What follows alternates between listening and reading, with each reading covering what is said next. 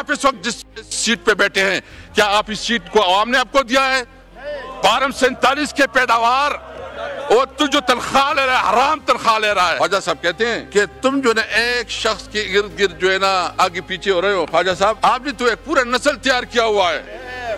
ابھی میاں نواز شریف، میاں شہباز شریف، میاں حمزہ شریف اور میڈم مریم نواز، اور اس کے بعد اس کی جنید، میرے خیال میں کوئی جنید صدر ہے کہ کیا ہے، وہ بھی تیار ہو رہا ہے. ماشاءاللہ ایک نسل تیار ہو رہا ہے. آپ میں سے کوئی لیڈر نہیں بنے گا، آپ فکر نہ کریں. آپ صرف ڈیکس بجانے والے ہوں گے.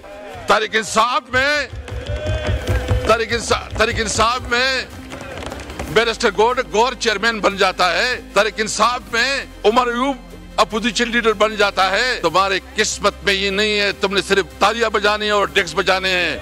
تمہارے پاس اور کوئی راستہ نہیں ہے. میں خواجہ صاحب، آپ نے ماشاءاللہ بہت جاندار تقریر کی، لیکن آپ کی ایک تقریر پرانی بھی ہے. اب مجھے دے دے تھوڑا وہ ایک پرانی تقریر میں اس کی سنانا چاہتا ہوں. بجٹ میں اس وقت ان کی ایلوکیشن ہوئی ہے، ان کے اوپر ان کا حق نہیں بنتا، لیکن آج بھی یہ پوری امپیونٹی کے ساتھ اپنا سینہ چوڑا کر کے یہ صاحب یہ چلانا مناسب نہیں ہے. میں صرف حوالے تقریر میں بات کر لیں. آپ جتنا کرے ظلم کرے، جتنا تمہارا بس چلے چلاؤ. گولی چلاتے ہو، جیل بیچتے ہو، جو کچھ کرنا چاہتے ہو کرو. ہم ڈٹ کے کھڑے رہے انشاءاللہ عمران خان کے ساتھ. اسرائیل نے جس طرح فلسطین میں جنوسائیڈ کیا، جو بچوں، عورتوں، بزرگوں، شہریوں، ہسپتالوں، اسکولوں، کسی جگہ کو نہیں چھوڑا، اور جو فلسطین کی نسل کشی کر رہا ہے اس وقت، نہ کوئی ہیومن رائٹس، نہ وہ ممالک جو اپنے آپ کو ہیومن رائٹس کی چیمپئن سمجھتے ہیں، کسی طور پر وہ اس پہ آواز نہیں اٹھا رہے بلکہ خاموش ہے.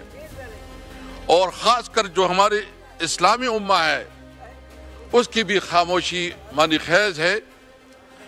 اور میں سمجھتا ہوں کہ اس وقت پاکستان کی حکومت کی ذمہ داری ہے کہ وہ ایفیکٹولی او آئی سی کے لیے، اس او آئی سی کو بلانے کے لیے پاکستان اپنا کردار ادا کرے. کیونکہ جب پاک بھارت تنازع کھڑا ہو گیا اور بھارت نے پاکستان کے اوپر حملہ کیا تو اس میں زیادہ تر اسرائیل کے ڈرون استعمال ہوئے. خدا نخواستہ اس کے بعد اس کی ایڈونچر، اس کے دوسرا نشانہ پاکستان ہو سکتا ہے. اس لیے پاکستانی قوم کو اور پاکستان کی حکومت کی ذمہ داری بنتی ہے کہ وہ جتنا اپنا سفارتی تعلقات یا جس لیول پہ کر سکتے ہیں وہ اپنا کردار ضرور ادا کریں.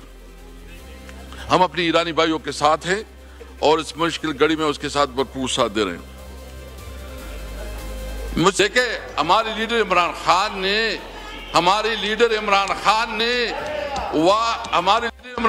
نے واضح کہا تھا کہ یہ ملک بھی میری ہے، یہ فوج بھی میری ہے. ہم اپنے ملک کے اداروں پہ، اپنی فوج پہ فخر کرتے ہیں. ہم ہمیشہ اپنے فوج کے ساتھ ہیں، لیکن اس کا مطلب نہیں ہے کہ آپ کے پاس کوئی شرم اور حیا ہے. کوئی شرم اور حیا ہے؟ آپ اس وقت جس سیٹ پہ بیٹھے ہیں کیا آپ اس سیٹ کو عوام نے آپ کو دیا ہے؟ پارم 47 کے پیداوار ادھر آپ کو ضمیر ملامت نہیں کرتا؟ آپ کے اندر کوئی شرم اور حیا نہیں آتی؟ اور آپ پوری لاہور میں صرف 2 سیٹیں مسلم لیگ جیتی ہے. ٹوٹل 17 سیٹوں کے مالک ہے. اور چوری اور کس کو کہتی ہے؟ تم نے تو مینڈیٹ چوری کیا ہے. اور تو جو تنخواہ لے رہا ہے حرام تنخواہ لے رہا ہے. اور تو جو پریویلیج لے رہا ہے حرام پریویلیج لے رہا ہے. تم جو قانون ساز، یہ پھر کہتے ہیں کہ تم سب کچھ ایک لیڈر کے ارد گرد کر رہے ہو. جناب اسپیکر، میں پوچھنا چاہتا ہوں 26ویں آئینی ترمیم کس لیے پاس کی گئی؟ 26ویں آئینی ترمیم اس لیے پاس کی گئی کہ عمران خان کو کیسے پھنسایا جائے. مجھے بتائیں کبھی ایسا ہوا ہے کہ عدالت بات جاتی ہے، عدالت کو تالے لگ جاتے ہیں عمران خان کی ضمانت کے لیے؟ کبھی ایسا ہوا ہے کہ عدالت انصاف دینے سے اس کے اوپر جو ہے نا حکومت عدالتوں کو مینیج کرتی ہے؟ یعنی اس پارلیمنٹ میں جو کچھ ہوا शायद इस पार्लियामेंट की हैसियत को मजलिस शूरा से भी कमजोर कर दिया गया। पार्लियामेंट पे कभी इस तरह हुआ है कि तकरीर होती है, वहां से कोई एक अनपढ़ जो शायद आप उसको कह के दरखास्त लिख के, वो दरखास्त नहीं लिखेगा, लेकिन वो यहां बैठ के अपोजिशन लीडर और एमएनएस की प्रिविलेज को तोड़ा ब्रेक कर रहा है और उसकी तकरीरों को काट रहा है। इस पार्लियामेंट की हैसियत क्या रही, किधर ये पार्लियामेंट रही है?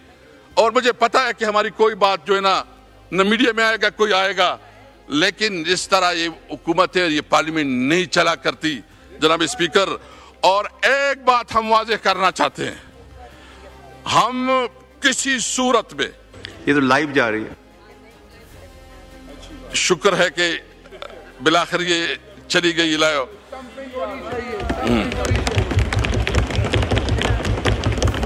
जनाब स्पीकर, इमरान खान जो कि पाकिस्तान का सबसे मकबूल लीडर है, जो कि हमेशा पाकिस्तान की बात करता है, पाकिस्तान की सॉवरेनिटी की बात करता है, आज़ाद खारिजा पॉलिसी की बात करता है, ये इनसे हजम नहीं हो रहा। आप जितना करे जुल्म करे, जितना तुम्हारा बस चले चलाओ, गोली चलाते हो, जेल भेजते हो, जो कुछ करना चाहते हो करो, हम डट के खड़े रहे इंशाअल्लाह इमरान खान के साथ। और कोई अगर समझता है कि इस हथकंडों से इमरान खान वो आप इसको कमजोर करेंगे, आप उसको कंप्रोमाइज करेंगे, ये आपकी गलतफहमी है। पूरी पाकिस्तानी कौम जो है ना इमरान खान के साथ खड़ी है। मैं इस वक्त दूसरी इश्यूज जो अपनी सूबे के हवाले से 2-3 इश्यूज हाईलाइट करना चाहता हूं जनाब स्पीकर। एनएफसी अवार्ड के मुताबिक हर सूबे का एक शेयर मुकर्रर है। हमारे सूबे का इस वक्त जो शेयर है वो 14% है। जब फाटा मर्ज हो गया तो उसका शेयर पर पॉलिसी वो 19% बन गया। अभी तक जो हमारा बुनियादी शेयर है कि जब खैबर पख्तूनख्वा को अपना शेयर मिले 19%, अभी तक वो उसका फैसला नहीं हो रहा और खैबर पख्तूनख्वा को अपनी बुनियादी कानूनी आईनी हक से महरूम रखा जा रहा है। और उसके मुताबिक जो दहशतगर्दी के खिलाफ हमें 1% दिया जा रहा है, और मियां शहबाज शरीफ साहब जब भी जाते हैं कहते हैं आपको तो 1% मिल रहा है, हम 1% इतनी अरब मिले हैं और आपने अपनी पुलिस के ऊपर क्यों नहीं खर्च किया। जनाब प्राइम मिनिस्टर साहब, आपसे पूछना चाहते हैं कि इस वक्त इस वक्त जो हमारे 4.84 ये हमारा शेयर है, अभी तक आप नहीं दे रहे हैं, जिसके मुताबिक हमारा शेयर बनता है 19.46 और इसकी जो आदाद शुमार है वो आपके पास पर ईयर हमारा जो है ना बनते हैं 381 बिलियन हमारे